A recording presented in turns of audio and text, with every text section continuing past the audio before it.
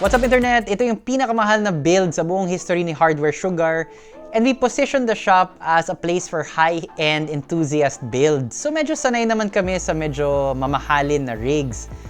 But this rig is even more expensive than some cars, which is crazy. Now at this price point, you think, well, madali lang naman pumili ng specs, diba? Just get the most expensive 3090, R9 5950X, 64GB of RAM. Madali lang. Pero at this price point, iba yung hinahanap ni customer. He has specific things that he wants, yung mga hindi pangkaraniwan na requests. In this case, it was to sync all of the PC's RGB to Philips Hue. Di mo lang sinisync yung RGB ng PC, kumbaga lahat na ng RGB sa bahay niya, masisync din niya. And you can only do that to Razer Synapse. What's up internet? Mahirap pa rin makakuha ng PC parts ngayon, but that doesn't mean you can't get this shirt to remind you of what you still need. Jokes aside, na totoo naman, we made our very first merch to not only reflect our passion for PC building, but to help you teach your friends what you know through the Hardware Sugar PC Anatomy shirt. To order, go to our site or click on the link in the video description. Hover over products and select t-shirts. We have 3 designs and they come in sizes ranging from small to XL. Press add to cart, select your delivery option and your payment terms. We deliver anywhere in the Philippines, but you can save on the delivery fee by paying and picking it up in our store in Makati. And if you wear it long enough, baka maswertehan ka and you'll finally get the go signal from your significant other or your parents to finally get that AIO or RTX 3080 that you've been dying for.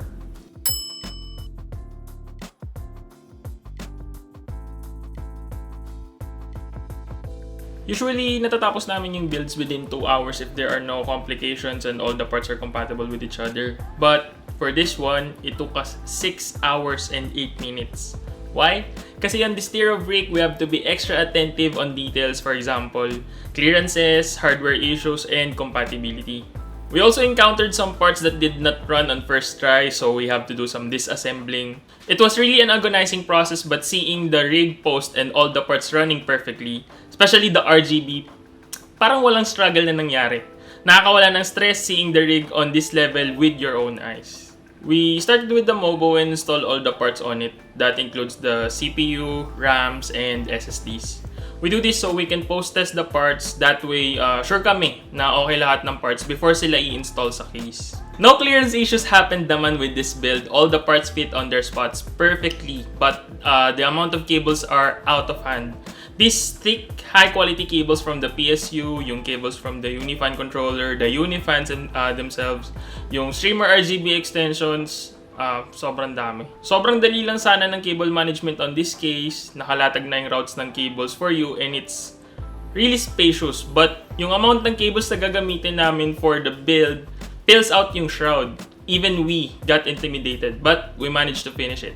We used the O11D Razer edition on this build. Wala naman siya masyadong difference compared to the usual O11D bukod sa Razer logo in the front of the case and the RGB underglow that uses flex cables. We used SL120 Unifans as case fans and sobrang convenient ng installation dahil snap-on lang yung pag-daisy chain. So, 1 fan lang yung may cable lead.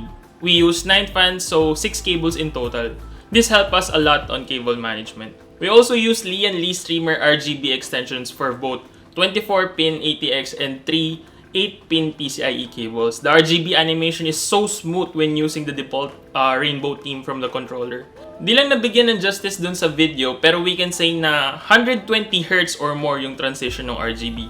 Sobrang ganda niya, pero merong struggle on installing it. More on this later. We used 3090 Aorus Extreme for this build because why not? One of the thickest and longest GPUs in the market. Thankfully, wala siyang clearance issues in this build, but it sagged like hell. We decided last minute na kailangan namin ng sag bracket for the GPU and opted to install the Deepcool ST500. Be mindful of the prong that supports the GPU installing these sag brackets as we encountered a problem after i-ship yung build. Dumulas yung prong papunta sa fan ng GPU and it blocked it from spinning. The real struggle comes in installing the RGB cable extensions. The RGB strip of the extension can be adjusted so you can have the right amount of slack from the GPU or from the PSU. Pero adjusting these slide locks is really hard kasi once you have committed with the length, hindi mo na magagalaw yung lock. you have to redo it hanggang makuha mo yung right slack for the cables. Di ko na nabilang yung attempts ko hanggang makuha ko yung gusto kong orientation ng cables. It was a fun yet tiring build. I enjoyed just holding the parts that we rarely see and expensive as hell, puzzled on how I will manage the amount of cables, worked out on the fans that didn't spin on first boot, replugged the flex cable na natanggal ni Rai programmer when we're brainstorming on cable management, and so many other things. But despite that, I'm honored I get to experience building this rig. The amount of time and effort is nothing compared to my previous builds. I can't really compare this experience to them kasi this one is on a much higher level. If asked kung may papagawa pang ganitong build ulit, I'd be happy to oblige. To be honest, di ko na naramdaman yung stress sa pag-build nung nakita ko yung customer na masaya sila sa finished product. Hardware Sugar would be very happy to help out. Sana ipa-video din ulit ng customer. Ngayon, for the software and performance ng build, here's Rocky the programmer.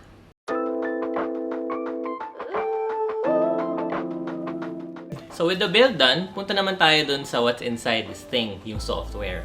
As this is a performance beast, we made sure it had all the most up-to-date software and drivers because that's how we will squeeze out every ounce of performance from this thing. First, we updated the BIOS so that we can eliminate any compatibility issues as this rig has so many components. More on this later. For the CPU, we opted to just enable Precision Boost Overdrive 2 so that the CPU itself will handle its own overclock and reach 4.8 GHz as boost if it has the thermal headroom. I also adjusted the fan curve so that we can manage temps better. Of course, we enabled XMP din dun sa maximum niya na 3600 MHz at 1.35 volts. Yung GPU naman, we left at stock config as these 3090s are already factory overclocked. But that's not to say naman na wala ng headroom for a bit more boost. We just opted to play it safe for the time being. Kasi hindi sa amin. Kung sa akin yan, naku wala. For the OS, the customer specifically requested Windows 11 and we also updated it sa latest version na nag-i-include ng AMD fix, so wala naman siyang performance issues. For testing, we used a number of synthetic tests and real-world apps for productivity and of course, a couple of AAA games for gaming performance. For gaming, all tests are in 4K and mamaya, as you'll see, even beyond that. So let's start with productivity muna. We've referred to this thing as the 400K Beast and of course, it lives up to its name. On Cinebench, we achieved a 24,611 score on stock and 26,582 on PBO. I've tested a lot of systems sa Cinebench, pero this thing is just so shocking in how fast the scene renders. Sobrang surreal. It manages a blazing fast 17-second render naman dun sa Blender BMW test, so you can be sure that this thing can handle your 3D workloads. The blazing performance continues with the Blackmagic Raw 8K test. We managed 68 FPS on CPU and 122 FPS on GPU while working with 8K video files. Let that sink in. 122 FPS scrubbing, editing, and timeline adjustments on 8K. Ren, eat your heart out. So now the boring part is done. Punta naman tayo sa gaming performance. And let me tell you, you've never really experienced gaming until you've seen this thing. Again, all tests in 4K and ultra maximum settings. Sa Time Spy, we managed a score of 13,066 for CPU and 21,365 on GPU. That goes without saying na yun ang highest na score namin sa HWS dito sa Time Spy.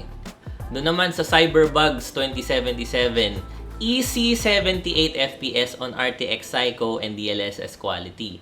We get around 30 FPS kung naka-off yung DLSS, pero honestly, ba't mo naman gagawin yun? Every detail, every lighting ng game na yon, every particle nagbo-bombard sa eyes mo, and it's such a jaw-dropping experience. Kung hindi siya buggy and kung hindi stupid yung story, maganda sana yung game na yon, pero well, Assassin's Creed Origins naman, another 73 FPS, and this title doesn't have DLSS, ha? This title is notorious for bringing to heel even the beefiest systems dahil sa sobrang layong draw distance niya, but our beast handles it no sweat. We also played Horizon Zero Dawn, a title that had optimization issues, pero wala yun sa system natin. 90 FPS. Again, this is 4K maximum, like lahat ng maximum settings as in cranked. So, that's really something. And of course, just because we can, we also ran Horizon on 8K. And for those who don't know, what's 8K ba? Yung alam natin, 4K. So, 4K plus 4K ba equals 8K? No. 8K or 7680 by 4320 is 4 times ng laki ng 4K. That's the equivalent of placing 4 screens sa 2x2 na grid and 4K lahat ng screens na yun. And we get a decent and playable 35 FPS. So, if that's 8K, talk about future-proofing. Now, this is amazing and everything, but worthless kung every 30 minutes nagsha-shutdown yung system dahil nag-overheat siya. Pero we're happy to report that we get excellent temps from this build. At full load, we get a reasonable 83.1 degrees sa CPU and a breezy 67 degrees sa GPU full load ha. While the CPU is a bit hot, it's expected naman because we're talking about a 5950X here, a 16-core 32-thread monster of a CPU and naka-PBO siya. We've mounted the AIO to the side ng case rather than the top so that it doesn't recycle much of the warm air na galing sa GPU. And nag-work yung configuration na yun. So we've established that this is a performance beast, pero that's not the only requirement ng customer. We also had to configure the multiple and dazzling RGB components to work with one software controller, yung Razer Synapse. Now that sounds way easier than it truly is. Yung problem is that may mga components na may sariling software controller like yung Lian fans and yung RAM modules. Thankfully, they both had their respective motherboard sync functionality, so okay na dapat, right? No. We had to fudge around with driver updates, beta versions ng software, even yung video editor namin na si Ren had a clutch-saving idea of updating the firmware mismo ng Lian fans. And these are not your run-of-the-mill executables lang. Sobrang hirap niyang mag-install. And even when everything was installed na, we still had to hack our way sa Synapse mismo kasi for some reason, the fans will only be controlled properly if Synapse thinks they're light strips and not fans. Hindi ko alam kung ba't ganun. They all had us at our wits' end, but after a couple of hours, we had everything working. 4 na oras, couple of hours yun. Now, this might sound stupid, pero where does this system go from here? Ano yung possible pa na upgrade path nito? Well, to be honest, wala na masyado unless dadating na yung next generation na AMD platform. But staying with the X570, we can still upgrade the RAM since the motherboard can support up to 128GB pa and up to 4666 MHz. And since 3600 MHz lang yung RAM nito, that's still an impactful upgrade. Another is yung NVMe drives niya. While they're all 2TB modules, they're only PCIe Gen 3. May 2TB ng NVMe drives like the Samsung 980 Pro and the Sabrent Rocket. Also, may 16TB na rin na SSD. So this can also replace the 16TB Aorus na naka-install ngayon. And lastly, kung talagang wala na tayong magawa, we can replace the Z73 with a custom water cooling loop to achieve further thermal headroom and overclock the 5950X even more. While we're at it, isama na rin yung 3090 with a custom water block and a bigger reservoir. But as it is, we're already getting good temps with the GPU, so this might be a marginal improvement lang. Apart from these, wala na. This truly is the most powerful system we've built and one of the most expensive. And its performance tells the story. I've said it before in the older videos and it's still true now, sakit sa ulo talaga yung RGB. You need to choose the components well and that was a big concern going forward for this rig. So a lot of work went into this thing and to be honest, nakaka-stress din to mga high-end builds kasi sobrang mahal and what if it doesn't work? What if you don't meet the objective of the customer? And even now, post-build, nahihirapan kami sa Razer Synapse, it's still giving us problems. But if you have the deep pockets and the patience for an extreme rig, then Hardware Sugar has the expertise and the experience to build a wild, bonkers, crazy, extreme rig for you. Thanks for watching. And thank you to our top fans na afford na namin itong upuan na to. Hindi, joke lang. Thank you to Lian Magnaye, Ian Meru, Richard Ongkinko, ITX Addict, John Ruben Ocha, Christian Espinosa, and Rafael James. Thank you for supporting the channel.